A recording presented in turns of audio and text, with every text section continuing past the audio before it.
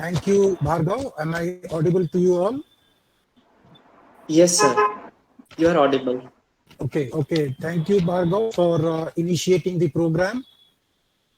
और ऐसा है कि हमारे इस कार्यक्रम में पटना विश्वविद्यालय और बिहार के कुछ अन्य दूसरे विश्वविद्यालय भी सहभागी हैं, वहाँ के NSS Swayamsevak. And along with that, I came to know that few of the program officers and volunteers from different universities of Tamil Nadu and Kerala, they are also associated with this program. So on behalf of the Patna University NSS and particularly the NSS unit of BN College, I welcome you all. The program officers of BN College, Dr. Irshad Ali Sahab, Dr. Motilal Gupta ji, the co-panelist of today's webinar on Environmental Day, Dr. Birendra Prasad, who is very senior faculty member of the Department of Botany, and also he is IQAC coordinator of Patna University. We have with us Dr. Birendra Gupta sir, a senior faculty in the Faculty of Law. So all of you, welcome to this program. And I must thank the volunteers of BN College NSS unit. आप सबों ने लगातार NSS के जो उद्देश्य हैं और समाज और विश्वविद्यालय परिसर में आपका जो कर्तव्य है, आपका जो स्थान है, उसको बहुत ही अनुशासित ढंग से अपने प्रोग्राम ऑफिसर्स के संरक्षण में आप संपादित कर रहे हैं. मैं अपनी ओर से, पटना विश्वविद्यालय एनएसएस की ओर से आप सबों को बहुत बहुत बधाई देता हूं. कार्यक्रम को मैंने 2 चरणों में विभक्त किया है. एक तो मुझे कल बहुत ही सुंदर एक वीडियो प्राप्त हुआ, उसमें नदियों के ऊपर एक छोटा सा वीडियो है, उसके साथ साथ एक मधुर संगीत भी है. उसको हम सबसे पहले सुनेंगे. पर्यावरण का एक बहुत ही इम्पोर्टेंट अवयव है. और उसके बाद एक छोटा सा प्रेजेंटेशन जो आज का विषय है वेबिनार का, उसके ऊपर हमारा होगा. जितने भी हमारे वॉलंटियर्स हैं उनसे एक गुजारिश होगी कि कार्यक्रम के दौरान अगर आप अपने वीडियो को, कैमरा को और अपने स्पीकर को अगर आप म्यूट रखते हैं तो आवाज आप तक क्लियर पहुंचेगी और हम लोग अच्छे तरीके से अपने इस कार्यक्रम को देख पाएंगे, सुन पाएंगे. तो सबसे पहले मैं एक वीडियो जो कल मुझे प्राप्त हुआ है वो आपके सम्मुख यहाँ प्रस्तुत करना चाहता हूं. और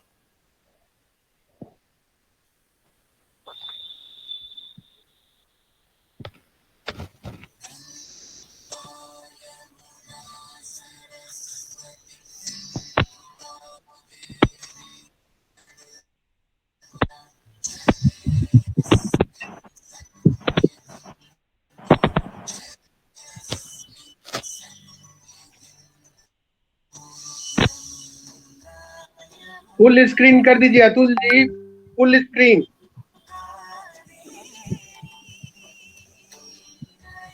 हाँ ठीक है, अब ठीक है. Thank you.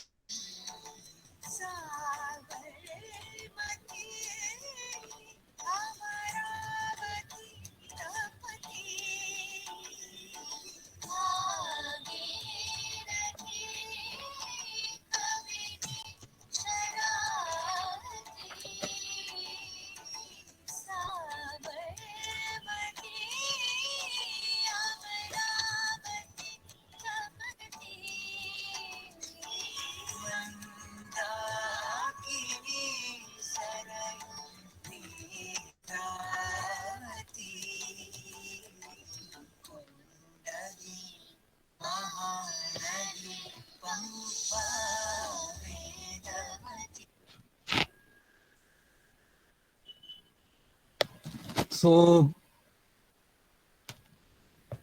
thank you.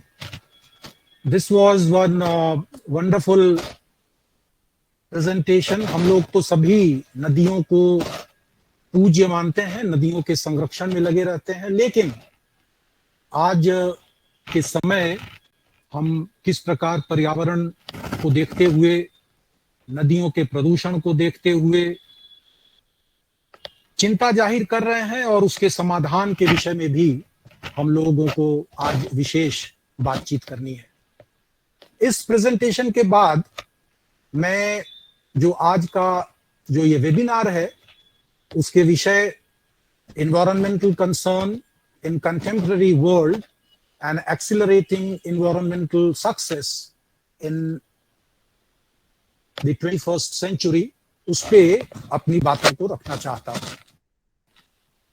BN college unit ने बहुत ही अच्छा विषय आजकल के आज के दिन के लिए रखा है।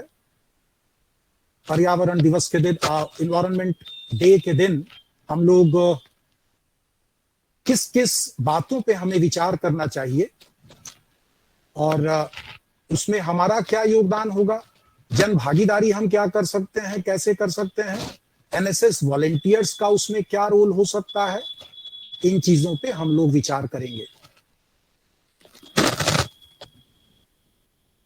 अपने प्रेजेंटेशन को सबसे पहले मैं दो बातों से आपके समक्ष शेयर करना चाहता हूं।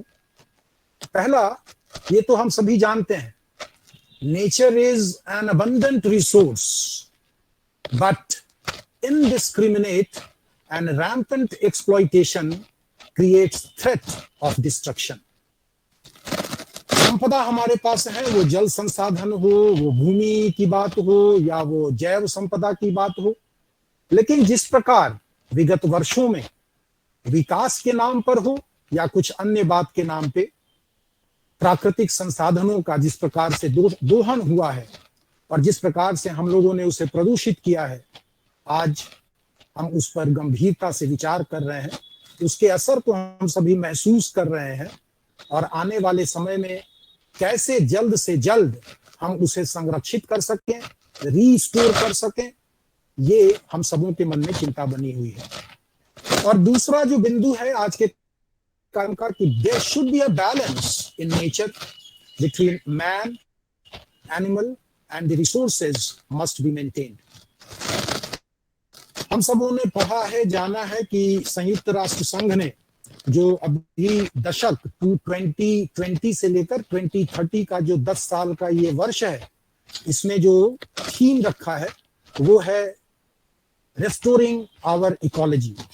तो ये 10 वर्षों के अवधि में हम अपने पारिस्थितिकी को किस प्रकार रीस्टोर कर सकते हैं, समय बीत न जाए, इसीलिए जल्द से जल्द हमें सक्रिय होकर ये बात हम लोगों को करनी होगी, सक्रियता बनानी होगी और एनएसएस के वॉलंटियर्स का उसमें बहुत बड़ा योगदान होने वाला है।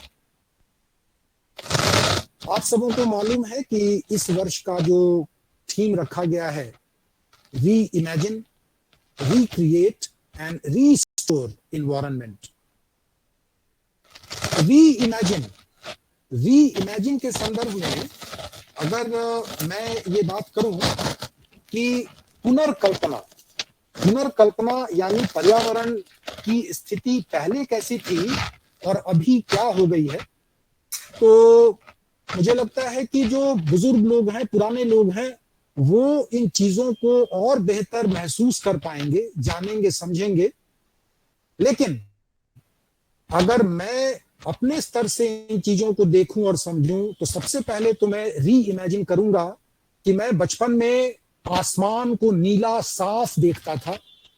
रात में चारपाई लगाकर अगर हम बाहर खेतों में सो रहे हों तो आसमान बिल्कुल तारों से भरा दिखता था, उसकी टिमटिमाहट को हम महसूस करते थे, जो आज के दिन प्रदूषण के कारण ये संभव नहीं है और शहरों में तो बिल्कुल संभव नहीं है। जहां तक जल का सवाल है, हम जल के लिए अपने आसपास पोखर, तालाब, झील, वेटलैंड्स इत्यादि को मिस कर चुके हैं। पटना जैसे शहर की अगर हम बात करें तो 1980 के दशक में, 70 के दशक में पटना में कई तालाब, पोखर इत्यादि हुआ करते थे जो किसी न किसी रूप में पर्यावरण के संरक्षण के लिए बहुत ही अधिक महत्वपूर्ण थे। पटना वासी होने के कारण अगर हम गंगा नदी की बात करें तो गंगा नदी का स्वच्छ जल, गंगा नदी का पटना के अशोक राजपथ के बगल से गुजरता हुआ, जिसमें डॉल्फिन्स हमें उछलती कूदती नजर आती थी, मछुआरे मछली पालन में और मछली को पकड़ने में बड़े सक्रिय और सहृदय जाते थे और अपने आजीविका का संसाधन वहां से जुटा पाते थे।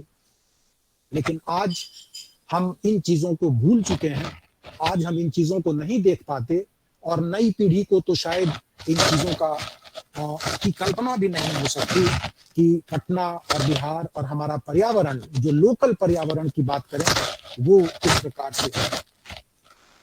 हम अपने आसपास चिड़िया, पशु पक्षी, तोता, गौरैया, कौवा, कबूतर, मैना, इनके झुंड अपने खेत, अपने आसपास, अपने मकान में, अपने आंगन में देखा करते थे, महसूस करते थे। अब वो यहाँ पे संभव नहीं हो पा रहा। यानी पर्यावरण दूषित हुआ है और पर्यावरण की जब हम बात करते हैं तो उसके जो 4 अवयव हैं, lithosphere, hydrosphere, biosphere and atmosphere. Atmosphere वायु प्रदूषण, हाइड्रोस्फीयर जल प्रदूषण, लिथोस्फीयर भूमि बिल्कुल संरक्षित नहीं है और बायोस्फीयर का जो थ्रेट है वो तो हमारे सामने दिख ही रहा है।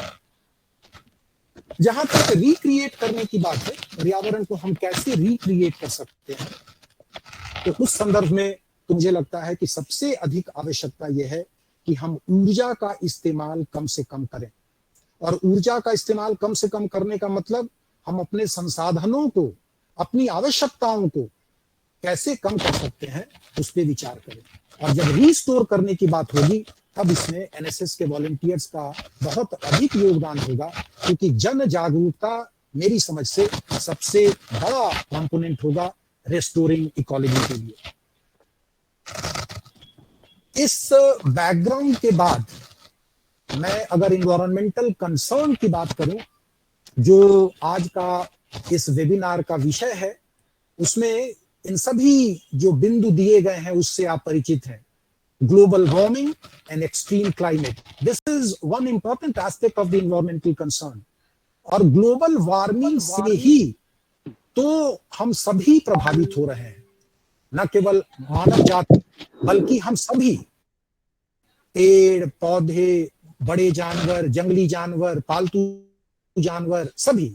और ग्लोबल वार्मिंग के कारण मेल्टिंग ऑफ ग्लेशियर्स, हिमनद, हिमालय में हिमनद बहुत तेजी से ह्रास हो रहा है। और आप परिकल्पना कीजिए कि हमारी जो पेरिवियल रिवर सिस्टम है, गंगा का उद्गम स्थान, यमुना का उद्गम स्थान और हिमालय से निकलने वाली अन्य नदियां, अगर बर्फ और हिमनद अगर सूख जाते हैं, सारे के सारे एक्सट्रीम क्लाइमेट में पिघल जाते हैं, तो हमारी उन नदियों का क्या होगा। और उन नदियों से जो इतना बड़ा भूभाग और इतनी घनी आबादी जो सिंचित होती है, इतने बड़े भूभाग में जो एग्रीकल्चर के लिए जो हम उस पे उन नदियों पर डिपेंडेंट है, उनका क्या होगा। तो ये एक चिंता की बात है, इन्वायरमेंटल कंसर्न। सी लेवल राइज, ये खास करके तटीय इलाकों के लिए है। तटीय इलाकों में आप सभी पढ़ते होंगे, जानते होंगे कि कई ऐसे अनुमान लगाए जा रहे हैं कि आगे आने वाले 25 वर्ष 50 वर्ष में कई ऐसे छोटे छोटे द्वीप हैं जो ग्लोबल वार्मिंग और सी लेवल राइज के कारण वो द्वीप का अस्तित्व ही समाप्त हो जाएगा। तो अस्तित्व समाप्त होने से न केवल वहां पे रहने वाली आबादी प्रभावित होगी, बल्कि जैव और जीव संसाधन भी, जैव विविधता भी वहां प्रभावित होगी। फ्लैश फ्लड एक पर्यावरण की चिंता का विषय है, इन्वायरमेंटल कंसर्न। फ्लैश फ्लड आज भारतवर्ष में, राजस्थान में, गुजरात में, महाराष्ट्र में, और वो भी बिना सीजन का अचानक से नदियों में बाढ़ आ जाता है। वहां के जनमानस के मन में ऐसी कोई परिकल्पना नहीं कि हमारी इन छोटी और सूखने वाली जो नदी है समय के अनुसार, वहां हम बाढ़ से प्रभावित होंगे। तो बाढ़ अचानक आ जाना या आसपास के जनजीवन को प्रभावित करना, ये एक इन्वायरमेंटल कंसर्न है। और यही नहीं, बाढ़ के साथ साथ सुखाड़, एक तरफ जहां हम बाढ़ की चर्चा कर रहे हैं, दूसरी तरफ सुखाड़ भी हमें उतनी ही चिंता में डाल रही है। तो ये एक अलग इन्वायरमेंटल कंसर्न है। साइक्लोन, अब साइक्लोन में तो हम सबों ने पिछले महीने ही ये देखा कि कैसे इस वर्ष भारत के जो दोनों तट हैं, eastern coast and western coast, दोनों बुरी तरह से प्रभावित हुए। साइक्लोन की इंटेंसिटी, उनकी फ्रीक्वेंसी, अगर हम उसके आंकड़ों को देखते हैं तो ऐसा देखा जा रहा है कि पिछले 15 वर्षों में, 10 वर्षों में साइक्लोन की फ्रीक्वेंसी और उनकी इंटेंसिटी लगातार बढ़ रही है। ये सारे ग्लोबल वार्मिंग का ही तो परिणाम है। और ग्लोबल वार्मिंग का मतलब एटमॉस्फेरिक, हाइड्रोस्फेरिक एंड लिथोस्फेरिक, ये जो 3 हमारे कंपोनेंट हैं, उनका जो एक बैलेंस वे हुआ करता था, उसकी बैलेंस बिगड़ रहा है। और उस बैलेंस में ह्यूमन बीइंग्स जो डेवलपमेंट के आधार पर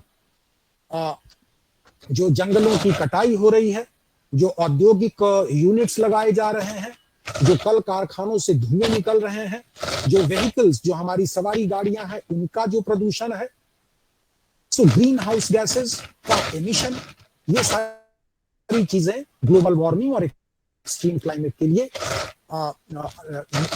इंपॉर्टेंट है। लाइटनिंग, बिहार में आप न्यूज़पेपर में भी पढ़ेंगे कि बिहार के, खास करके उत्तरी बिहार में, ये वज्रपात की जो इंटेंसिटी है, फ्रीक्वेंसी है, वो भी बढ़ती जा रही है। और वज्रपात का बनना भी एक एटमॉस्फेरिक फिनोमिनन है, और उस एटमॉस्फेरिक का सीधा जो उसका संबंध है वो पर्यावरण से है। एपिडेमिक्स, कई ऐसी बीमारी हैं जो एक साथ लगातार हजारों, लाखों, करोड़ों लोगों को परेशान कर रही हैं। वो पर्यावरण में परिवर्तन का ही नतीजा है, और उससे कृषि प्रभावित होती है। और उन सबसे ऊपर डिस्प्लेसमेंट, देखिए मानव जीवन के संदर्भ में कहीं बाढ़ आती है तो उससे मानव जीवन का डिस्प्लेसमेंट होता है। लोग वहां से हटते हैं, वहां से अपने स्थान को खाली करते हैं, और ये डिस्प्लेसमेंट एक उनकी आजीविका का, उनके आर्थिक समृद्धि का और पूरे के पूरा उनके जीवन यापन की पद्धति को प्रभावित करती है। हंगर, भूखमरी, एक्सप्लॉइटेशन, और जब भूखमरी होगी तो एक्सप्लॉइटेशन होगा। यानी जब हम इन्वायरमेंटल कंसर्न की बात करते हैं तो न केवल ये पर्यावरण के दृष्टिकोण से प्राकृतिक रूप में परिवर्तन हो रहा है, लेकिन जनजीवन उससे प्रभावित हो रहा है। और जनजीवन की सामाजिक व्यवस्था, आर्थिक व्यवस्था, सांस्कृतिक व्यवस्था, सभी इससे प्रभावित हो रहे हैं। तो अगर जनजीवन उस तरह से पर्यावरण के कारण प्रभावित हो रहा है, और आज हम विश्व पर्यावरण दिवस के दिन इन चीजों पे बात कर रहे हैं, तो हमारी चिंताएं हैं, लेकिन हम क्या कर सकते हैं, हमारा योगदान क्या होगा? और खास करके विश्वविद्यालय के छात्रगण, एनएसएस के वॉलंटियर्स, आप सभी पूरे वर्ष अलग अलग समयों में जो तिथि निर्धारित की गई है, आप कई तरह से समाज में अपने कार्यों से, अपने विचारों से, अपने एक्टिविटीज से जागरूकता पैदा करते हैं, न केवल यूनिवर्सिटी कैंपस में बल्कि कैंपस से बाहर भी। और उस संदर्भ में मुझे लगता है कि eco friendly lifestyle and practices, अगर पर्यावरण के संरक्षण में मेरा व्यक्तिगत अगर कोई भी योगदान होता है, व्यक्तिगत या पारिवारिक स्तर पे, तो सबसे प्रमुख है कि हम अपने जीवन यापन की शैली में इको फ्रेंडली होने का कोशिश करें। इको फ्रेंडली होने का मतलब अब ये है कि जैसे ईंधन का कम से कम खपत, हमें अगर आसपास कहीं जाना है फिर भी हम मोटर गाड़ी से जाएंगे, हम मोटरसाइकिल से चले जाएंगे, क्यों नहीं हम साइकिल का इस्तेमाल करें, क्यों नहीं हम अगर कुछ दूर पे जाना है तो पैदल ही चले जाएं, तो ईंधन का कम खपत होगा। उस तरह से खास करके नवयुवकों में, जो हमारे नई पीढ़ी के लोग हैं, उनको ये विचार करना चाहिए कि हम अपने जीवन शैली में उन वस्तुओं का ही इस्तेमाल करें जो जीवन जीने के लिए आवश्यक है। लग्जरी के कारण हम बहुत सारे ऐसे चीजों का भी उपभोग करना शुरू कर देते हैं जो हमारे लिए आवश्यक नहीं है। दो दिन, 4-5 दिन में वो सामान हम खरीदते हैं, इस्तेमाल करते हैं और फिर उसे कचरे में डाल देते हैं। वो इलेक्ट्रॉनिक कंपोनेंट हमारे किसी काम का नहीं, लेकिन कहीं ना कहीं वो पर्यावरण को दूषित करता है। दूसरी बिंदु जो है वो प्लास्टिक के संदर्भ में है, और इसमें तो हमारे एनएसएस के वॉलंटियर्स ने पूर्व में भी काफी सक्रिय योगदान किया है।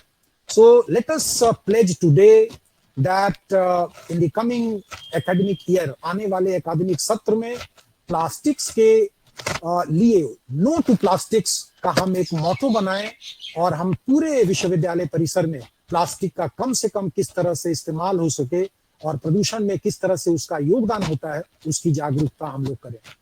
Conserving water, this is also very important. एक तो जो तालाब, पोखर इत्यादि थे उसे हम लोगों ने नष्ट कर दिया, लेकिन अभी जो और भी जल हमारे पास संरक्षित हैं उसको भी संरक्षण करने की जरूरत है। Consuming less energy, that I have talked about. We should use the recycled products. Market में जब आप जाएंगे, there are many products which are branded as recycled products. And I appeal to all the NSS volunteers and the participants that we start using recycled products, which will be anyhow related to our contribution to the eco-friendly lifestyle. And all of you know that this slogan, reuse, reduce, and recycle, is very important for environmental protection.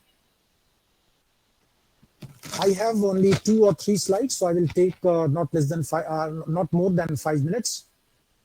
हम लोग अगर अपने बिहार राज्य की बात करें तो निश्चित रूप से माननीय मुख्यमंत्री जी के द्वारा, बिहार के मुख्यमंत्री महोदय के द्वारा ये जो जल जीवन हरियाली का कार्यक्रम प्रारंभ किया गया है, ये हम सबों के लिए लाभदायक है।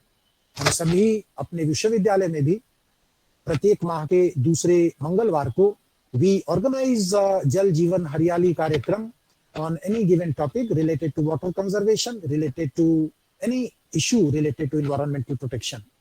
उसी संदर्भ में हमारे बिहार सरकार के द्वारा जो बिहार पृथ्वी दिवस मनाया जाता है 9 अगस्त को, ये भी एक इम्पोर्टेंट जागरूकता दिवस है, और एनएसएस के वॉलंटियर्स अपने कैंपस में, अपने गांव में, अपने कस्बे में इसको ऑर्गेनाइज करते हैं।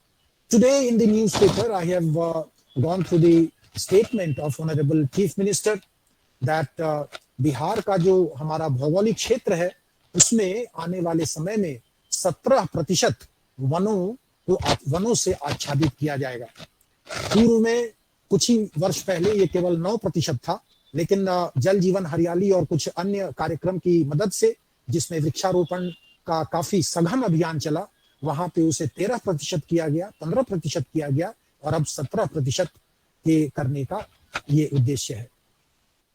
अवेयरनेस प्रोग्राम, जैसा मैंने कहा कि एनसीसी के कैडेट्स, एनएसएस के volunteers, there are many NGOs who are working in close coordination with NSS, and we are raising awareness related to tree plantation or water conservation or any other aspect related to environmental protection. This is one aspect which the university is thinking in very serious terms regarding the inclusion of environmental science as a subject in the curriculum in each of the class. So this will be one very useful dimension for environmental protection. Then we have environmental laws. सही बात है कि नियम कानून जब बनेंगे, चाहे वो राष्ट्रीय स्तर के हों, अंतर्राष्ट्रीय स्तर के हों या स्थानीय स्तर के हों, बहुत बार environmental laws के बन जाने से हम लोग उसमें उससे कहीं ना कहीं बंधते हैं और हमारी प्रक्रियाओं पे उसका असर होता है। And I think we have a very good speaker with us who is known for his contribution for environmental laws. So Dr. Birendra Kumar Gupta ji will be dealing much on environmental laws, and we are all keen to hear his observations. And lastly, you have the international declaration. जैसा कि professor इरशाद साहब ने कहा ही कि 1974 में Stockholm में, इसकी 72 में ये जो पर्यावरण पे चिंता जाहिर की गई, और 74 से हम लोग विश्व पर्यावरण दिवस मना रहे हैं। तो कई अंतर्राष्ट्रीय स्तर पे चीजें होती हैं जहां संबंधित सभी देश को बाध्य होना पड़ता है कि हम उस नियम कानून से बंधेंगे और पर्यावरण के संरक्षण में अपना योगदान देंगे। So these are some of the basic input from my side, being a student of geology and also looking after the NSS activities of Patna University. Thank you all for my patient listening, for your patient listening. And now I hand over to Bhargav to continue further this program. Thank you, all of you.